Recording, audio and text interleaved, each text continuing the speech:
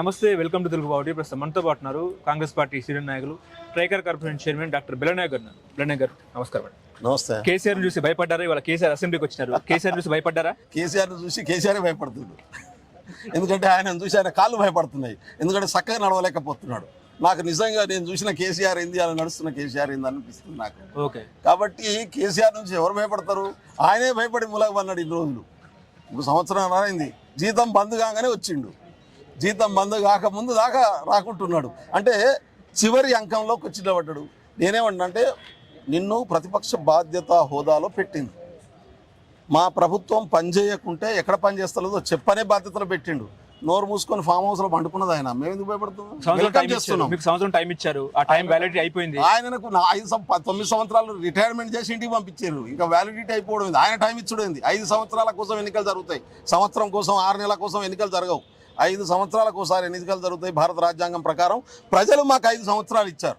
ప్రజలకు మేము ఇచ్చినటువంటి వాగ్దానాలు అమలు చేయడం కోసం 5 సంవత్సరాలు ఇచ్చాం. ఆయన శాతకాకి ఇట్లా వండుకొని ఇవాళ నేను టైం ఇచ్చినా అని చెప్పి కవర్ చేసుకునే మాటలు తప్ప ఏం లేదు. గవర్నర్ ప్రసంగము గాంధీ భవన్ ప్రెస్ మీట్ లో ఉందని చెప్పేసి కేటీఆర్ అంటున్నారు, నిజమేనా? కేటీఆర్కు ఆల్రెడీ చిక్కుపోయింది అన్న కదా నేను. ఆయనకు ఎర్రగడ్డ హాస్పిటల్లో తొందరగా జాయిన్ చేయించాలి. ఇప్పుడు కాంగ్రెస్ పార్టీ మేనిఫెస్టోను ప్రకటించి ప్రజల ముందు పెట్టి ఎన్నికల్లో పాల్గొని ప్రజల మెప్పుతోని ఆ మేనిఫెస్టో యాక్సెప్టెన్స్తోని అధికారంలోకి వచ్చినాం. ఆ మేనిఫెస్టోను అమలు చేస్తున్నాం.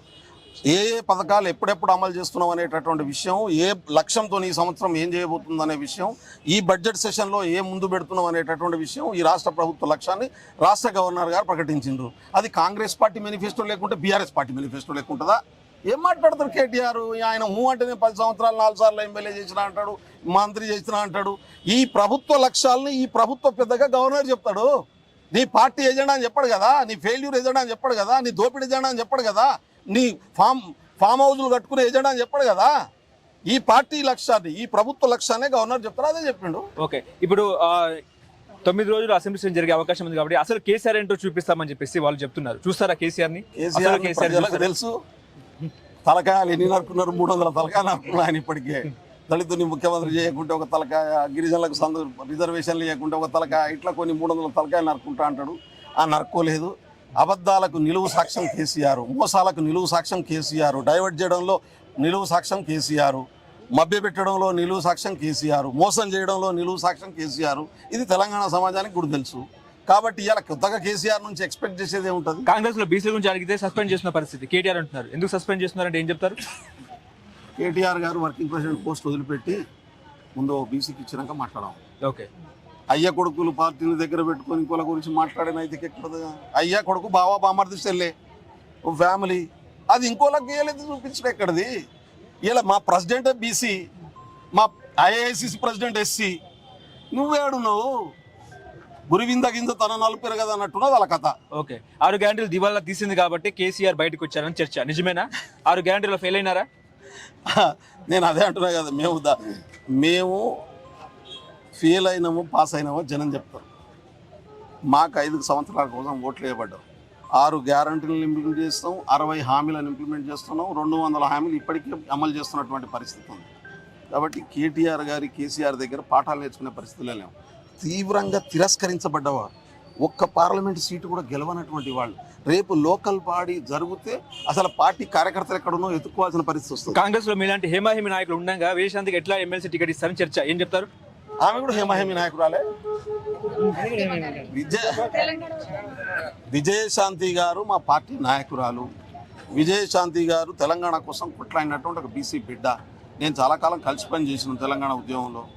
ఒక స్త్రీగా కేసీఆర్ ఆ రోజు ఎంత అణిచేయాలనే ప్రయత్నం చేసిన నిలబడి తొక్కుకొని నిలబట్టుకున్నటువంటి పరిస్థితి. మొన్నటి అసెంబ్లీ ఎన్నికల్లో మా పార్టీ ప్రచార కమిటీ చైర్మన్ గా పనిచేసినటువంటి వ్యక్తి. మా పార్టీలో ఎవరిని ఇవ్వాలో ఆయన చెప్పేటోళ్ళు. బెల్లనాయక్ ఇవ్వకుండా శంకర్ నాయక్ ఎట్లా ఇస్తారని చర్చ, ఏం చెప్తారు? శంకర్ నాయక్ కూడా 30 సంవత్సరాల నుంచి పార్టీ కోసం పనిచేస్తున్నటువంటి కార్యకర్త. పార్టీని పట్టుకున్నాడు, డీసీసీ ప్రెసిడెంట్.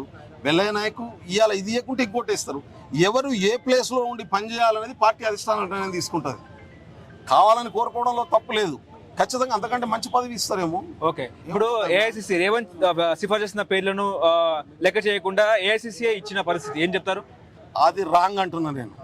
మా పార్టీలో వ్యక్తిగతమైన అభిప్రాయాలు తీసుకుంటారు, సమిష్టి ఒపీనియన్ ప్రకారమే నిర్ణయాలు జరుగుతాయి.